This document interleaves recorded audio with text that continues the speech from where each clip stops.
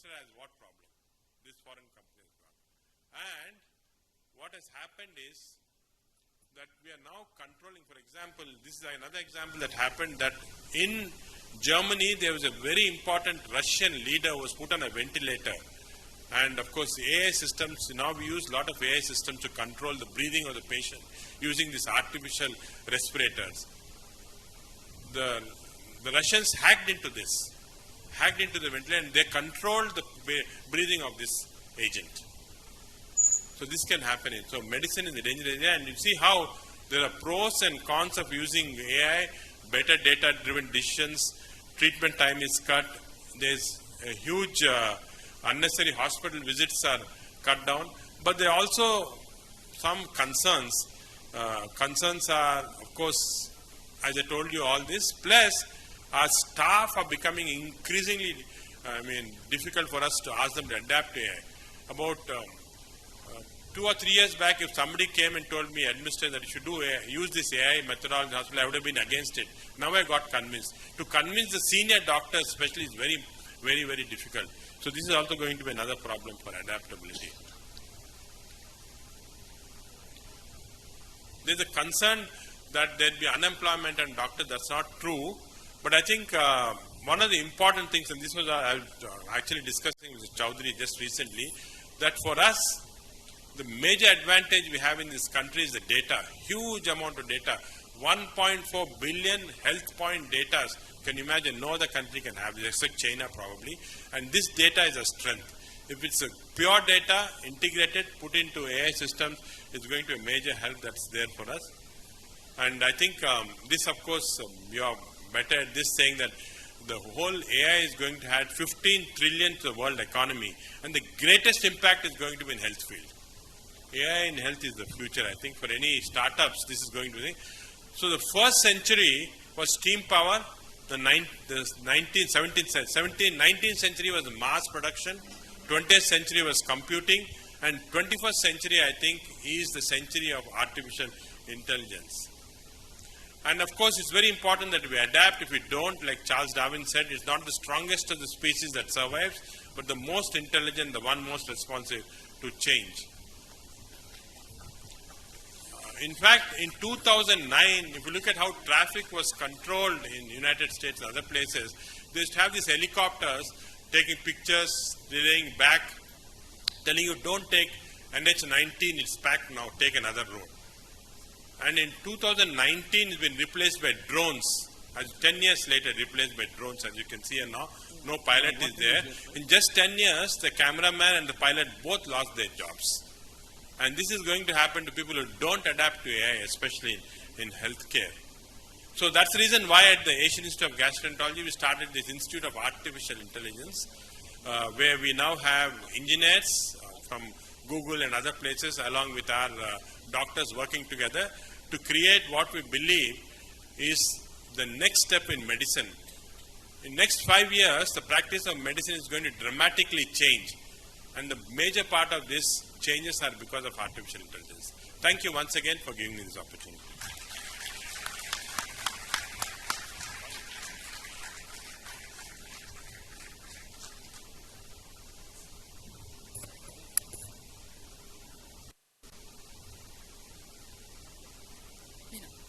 It's good. Thank you, Dr. Nageshwar Reddy garu. Good morning to all of you. I am the patient of Dr. Nageshwar Reddy garu for the last, more than 30 years. When you were in Medinova, I used to come to you. And all these years, whenever I go with any problem, I used to get a lot of gastroenterology related problem, because the Rayalaseema people, we eat a lot of spices. Maybe that was the reason. But I used to go regularly visit him when he was not this famous. Now he is internationally famous. Those days when he had a small clinic in a small hospital called Medinova, a very unknown hospital. I used to go there, and whenever I go, he never used to prescribe any medicines and all that. He used to, with a stethoscope, he used to check up, and he used to tell me you have to do a little bit of exercise and all that this thing. Recently also, I went there to him, again using the stethoscope. After listening to his presentation, I don't want to go to any hospital where they are using artificial intelligence, because somebody can hack and that may result in what all is going to. I think if that scare is there, sir, doctors will not lose the jobs. At the same time, I think that they go to the hospital where less technology, more human touch. Do you think that that's going to happen? The way things are. Yeah. Thank you. I think this is a very important question. I think with this dramatic developments AI, it's very important that doctors don't lose the human touch. Yes. It has been shown very consistently that patients, in fact, when patients come to us, it's those patients whom the doctor has touched who recover faster than those who have not been seen or clinically examined. So you can have any number of AIs coming in and so on, unless this human touch is there. The computer can be sympathetic or empathetic to the patient, but it can never replace the human touch. I think there's some bond between the doctor and the patient, and because of the human touch that creates that bond, that can never, of course, be replaced. Thanks a lot, Doctor. Sir, Doctor, I have one more request. You are doing a lot of research in AIG hospitals these days, and also I have noticed Dr. Ravindranath Chaudhary also is investing a lot of money in the healthcare and all that. I see there's a lot of future for the startups in the healthcare. But unfortunately, most of the engineers who come from the tech background, they don't have the domain knowledge. How do we actually make a formal kind of this thing so that the engineers who have got the technology knowledge, they can work with hospitals like you? And is there anything that we can do in a structured way so that taking the data, taking your expertise, taking their expertise, we can provide the best of the best solutions for the entire globe? There we can create not just unicorns, maybe decacons, because everybody needs better healthcare. Is that a possibility? Yeah, I think again, what happened all these years is that doctors and engineers have been working in isolation. Even business people, the total isolation. They don't actually intervene and then talk to each other. That is changing now. I think engineers and doctors are getting together. I think example is the Global Innovation Hub that Ravi has created, where I've seen now fantastic new ideas coming up. Similarly at AIG, what we did was we started, this is the Aruku coffee coming in, just for announce. I'm very impressed with Aruku coffee. So what we have done is we now set up a combined groups with IIT, IIIT, Indian Institute of Science and so on, and we have now set up projects where we can come together as doctors, engineers, and what we found very surprising is the ignorance that doctors have about engineering and the ignorance that engineers have about medical part. So when you cover this, we find there's a dramatic value system that you can create, and already we are now got 4 important products which we never knew could come up, and very simple things which, so all this, the innovations and all we get from West, unfortunately we give them so much of value. We can create the same innovations in medicine at maybe 1/100 the cost with better quality. And this is the right time. I'm glad that these things are coming up, because I think we can. Thank you, Doctor. Actually, sir, I want to propose a committee under the International Startup Foundation, a healthcare committee, where I request you to be the chair for that committee. And also I request all our doctors who are sitting in the front row, Dr. Ravindranath Chaudhary, Dr. Krishna Garu, Dr. Ramesh, Dr. Guna, and I see one more Dr. Srinivas. He looks one more doctor. So we want to form one ISF healthcare startup thing, maybe once in a month, a Zoom call and all that. What are the opportunities? How do we take these opportunities so that we can help?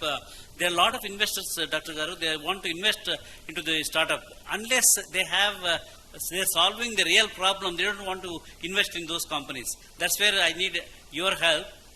See that, I mean, we can not only identify the problem for the startup, mentor them, invest them, and take them to the markets. No, I think that's a fantastic suggestion. I'll certainly be glad to be part, and so many leaders here also, doctors. I think we can all come together, and what we can create is one of the world's best startup platform. Yes. We have the capabilities, and we can do it, and we'll do it. Thank you so much, sir. Thank you so much. Thank, Sir, can we take some questions from audience if they have? Can we have mics given to them? Thanks.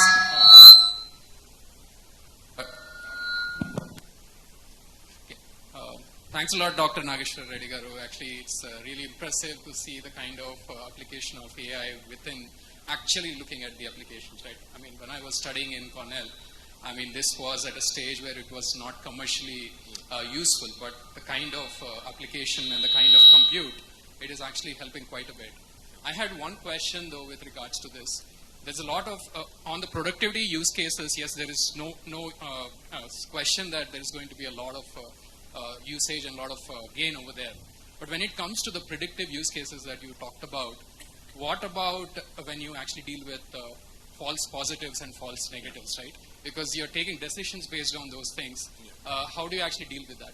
Yeah. No, that's a very important question, because what happens is now in medicine, unlike in other areas of engineering, precision becomes very important because you're dealing with the patient's life. One wrong decision taking based upon the data can give you, you can actually have somebody's life at stake. So I think the first important thing is data. The data should be extremely pure. I think it's a contaminated data which is not cleaned up, which is the result of mistakes happening. The second is the largeness of data. Unless you have, so there's so much of biological variability, and one of the arguments we hear against engineering systems or AI coming into medicine is this biological variability. Randomization, that is, everything is so random in nature. But if your data is very large, this effect also goes out. Then, so if you have pure data, if you have a large data, and if this data has been properly evaluated in a clinical setting, then I think you can decrease this mistake. You can't make it zero, but you can decrease the mistakes. So I think it's very important that these three things are done, and these three things can be done best in our country because of the largeness of data that we have. We can actually create this. Whereas in US, for example, Cornell would see a certain number of patients, you have all the data. The same thing in a cancer institute here, we have from Cancer Institute also, directors here. Cancer will see about 1,000 times the number of patients. So, but if that data is collected, then you can imagine the amount of information you can get. In fact, in recent last year, we're getting large number of requests from many companies in US working in AI saying, can we use your data? You have so much of data, can we? Of course, we refuse because we want it to be Indian. Can we use the data to actually mine this data to create products which are going to be very pure? So I think this is going to be an issue, and we have to be very careful. And that's the reason in one of the cons I put it up, that we have to be very careful in evaluating all the data completely. Thanks a lot. And on this regard, I do want to partner with you if there is an opportunity, because we are actually have a foundation called as Quality Engineering Foundation, which can help you with Sure. that. Thank you. Thank you. do we have? Good morning, everyone. And most important, the legends of the legends sitting on the head table. I have a proposal. My name is Guna Mupuri. I'm a physician from Jamaica, West Indies. I'm here to speak on the round table in the next half an hour. I just want to make a donation, both intellectual and biological donation, a property that belongs to me. So you all know that Massachusetts University has collaborated with University of Alabama, Birmingham in the United States. The two universities collaborated. They've started a new program called AI in Medicine. Fortunately, my one and only daughter, Meghna, she's a physician. She became the first cohort of students in the world to get educated in AI in medicine. I would like to donate my child to the new committee if you wish to have her. She's currently in New York doing her first year of medicine, internal medicine, switching to radiology, and she's going for interventional radiology. She started with AI in medicine. I would like to give my kid to the committee if you wish to have her. Sir, you met her in Jamaica the other day when you all came. Meghna, please take her. I will give her for adoption to Dr. Reddy garu and Chaudhary garu. This is my donation. This is totally different from the conversation. Okay. Yeah, I think that's also very important, that what we require a large infusion of young, smart people into this, because they are the ones who are going to think differently and change the direction. All of us at a certain age get fixed brains. You can't think laterally very much. So we require this group of people. Do we have any other questions? No. Please go ahead.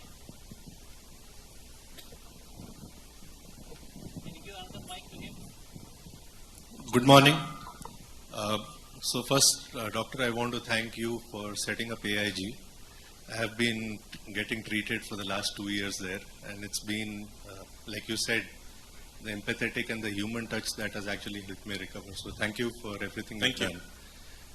The question I had is, if you look at the data sets that are generally available in India, I have been part of healthcare companies, and when we look at trying to run any analytics or trying to do anything, we get data which is not relevant to India. And just I think about a week back, Mr. Chris Gopalakrishnan had said that we are working on the first data set of 50 patients for cancer that has everything related to them. Is there something that, since I have seen the scale of AIG, is there something that can be done to make a data set of some X number of people available so that it's published and then it can be made available to any startup that wants to work on that area? Yeah. So again, as I emphasized, this is very important that the data sets that we get in should be very pure. And as doctors, we're not used to the importance of this. As a doctor, I see a patient, I want to quickly come to the diagnosis, give some treatment, see patient gets better. I don't go very laterally into what is the patient's family history, what is the blood pressure, did his father have some genetic problem, did his mother have a blood pressure. So all the data would become very important, because if I can get 10 data points of different things from the family history, I can actually predict that this patient is likely to respond to this way to the medicine. So I think we are now starting to gather the data, and we did something very interesting. In fact, we did this AI with genomic analysis, where all patients coming into AIG using more than 4 drugs, where then the genomic pathway was done. We applied AI and found that in 40% of the patients were using the drugs in a wrong way. For example, a cardiac medicine called clopidogrel in some patients has to be used once a day. In another patient has to be used once in 3 days. Otherwise, the effect is not very good. So all that we found. So I think it becomes very important that we start gathering this data, and we have large numbers, as you rightly say, and we're trying to get this pure data. The biggest problem is the mindset of the doctors, to get into this and see that they put in this data in a proper way. And we have to overcome that hurdle. We are working on that. It takes time. Thank you. Thank you. Yeah, hello. Thank you. It was a great information. And the politician you described, the Russian, is Navalny, and he came to Charité, Berlin Hospital, where I did my doctoral degree in 2005. So, yeah, they had a mall there, and that is how they did this Navalny thing, how they tried to control the whole thing. So, just to ask, this is where in Germany we already did from Fraunhofer Gesellschaft, this is Europe's largest application-oriented organization, and we have 11 institutes working on medical field. Here we have a medical twin, digital twin, but the biggest problem we are facing there is about the data, GDPR, privacy laws. So this is where I feel if we have something big here, the great data and the pure data, they have the pure data, but the problem is GDPR compliance. So this is where we are struggling how to put them into the commercialization. I'm into the commercialization of healthcare technologies. Thanks to Jaya Garu that he proposed a ISF startup, especially in the healthcare domain. Germans are doing wonderful, but it would be great if we can really collaborate, bring the technology, say, hey, here is something we can comply with the GDPR, which is much more easy here. So what would be your suggestion to take it forward, sir? Yeah, I think this data privacy is going to become very important. In the West, it's very, very important. Fortunately, it's not so much here because as Indians, we're a little more liberal on that. But ultimately, we have to get regulatory bodies into this and say what constitutes the data privacy. Unfortunately, I was recently talking to one of the union governments, talking about this, what type of, he was not aware at all. He didn't realize that AI requires certain regulatory things and start thinking about it. Because even in Western countries, it's still in a very early stage. You have to think about it. Otherwise, you'll get into this problem like AI making a mistake and who's responsible for this. And the data privacy, it goes out somewhere, your data of some important thing goes out somewhere, because many companies, pharma companies are looking for this type of data. So unless we have strict data privacy laws, we get into problem at some stage. Thank you very much. If we have more questions, please. Sir, I mean, this is Seshadri, and we are in many podiums. Of course, I'm with my mentor there. AIG to me, I think you sensed earlier, AI in gastroenterology, anything was that? I think you predicted earlier.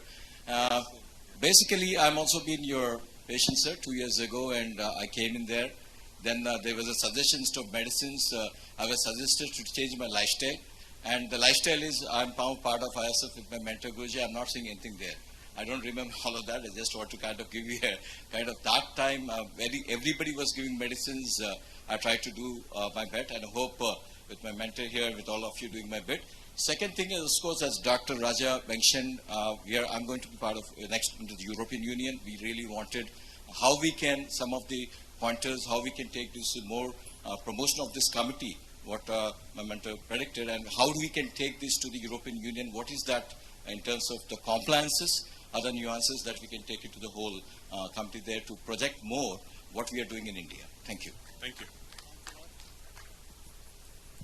Thank you very much, Dr. Nageshwar Reddy garu. We truly appreciate your insights on how the fusion of technological innovations are progressing in today's era of artificial intelligence and its implementation, creating positive impact on the mankind. Thank you very much. Now the felicitation by Dr. Jay Chaudhary garu. Please give a huge round of applause.